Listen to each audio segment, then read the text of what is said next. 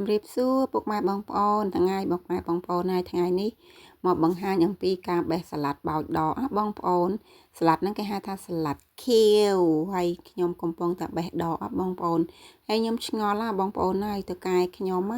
បន្លែខែនេះដល់ខែរដូវបេះបោចហើយបេះបោចហើយដាំថ្មីគាត់ថាបន្លែអាចាស់បោចក៏បោចទៅចោះណាហើយអាបន្លែថ្មីក៏ធំតាន់ឲ្យមុំបេះដែរប៉ុន្តែតើកែខ្ញុំអត់ឲ្យបេះទេបងប្អូនហើយឲ្យទុកតត្រឹសបន្តិចធំខ្លាំងបានឲ្យពួកខ្ញុំបេះចាំមើលតែពេលពួកខ្ញុំបេះពេលធំខ្លាំងបាក់បេះណាបងប្អូនដូចបន្លែបេះដកនេះអីស្រួលទេទោះជាស្លឹកច្រើនស្លឹកចាស់ច្រើនក៏យើងស្រួលដែរយើងបេះតាគៀនបដូលទេប៉ុន្តែសម្រាប់បន្លែថ្មីអត់ដូចបន្លែបេះបោចចោលអញ្ចេះទេ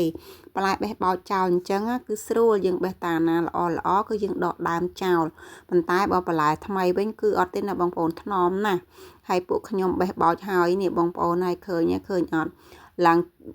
រងឡើងធំល្វឹងល្វើយបងប្អូននិយាយទៅបេះមិនសូវបានកេះច្រើនទេសម្រាប់បន្លែចាស់ដែលបេះបោចបេះដកអញ្ចឹង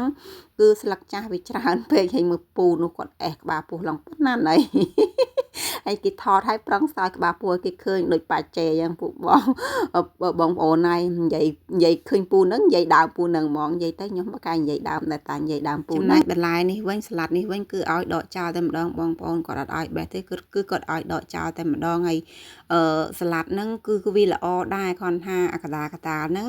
ចេញផ្កាប៉ុន្តែគៀនខាងនៅល្អអាចបេះបានអាចកាត់បាន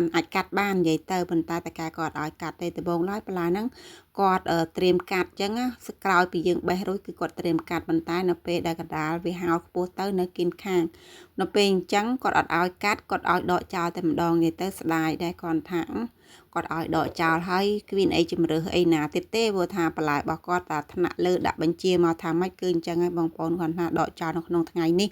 គឺច្រើនរងបងប្អូនអើយឡើង4រងហើយ4រងហ្នឹងដកចោលនេះរងប្រហើយណាបងប្អូនរងចុងក្រោយគេគឺជុំគ្នាអញ្ចឹងឯង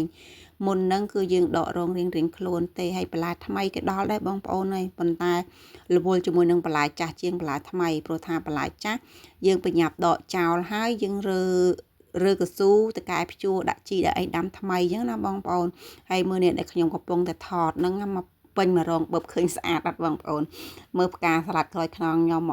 វាអត់តន់រីកស្គុះស្គីគាត់ថាវាចេញម្ដលបែកធៀងបែកផ្កាអញ្ចឹងគាត់ថាវាអត់តន់ផ្ទុះផ្កាធំទេតកែគាត់ឲ្យដកចោលតែហ្មងអញ្ចឹងណាបងប្អូនឲ្យដកចិត្តហើយនៅក្នុងរងដែលខ្ញុំថតមកអញ្ចឹងបងប្អូនពួកខ្ញុំដក4នាក់ក្នុងមួយក្រុមមាន4ទៅ5នាក់4នាក់ទៅ5នាក់និងបែកខ្លះ3នាក់ប៉ុន្តែភាគច្រើនគឺ4អញ្ចឹងហើយនៅក្នុងថ្ងៃនេះខ្ញុំ4នាក់ទាំងប្រុសអញ្ចឹងណាបងប្អូនដកចោលចិត្តហើយតកែខ្ញុំបន្លែថ្មីក៏ដល់ដែរណាបងប្អូនចាំនៅពេលដែលដល់បន្លែថ្មីចាំខ្ញុំថតឲ្យពុកម៉ែបងប្អូនចំណែកវីដេអូនេះបានមកដល់ទីបញ្ចប់អរគុណច្រើនសម្រាប់ពុកម៉ែបងប្អូនដែលបានទស្សនា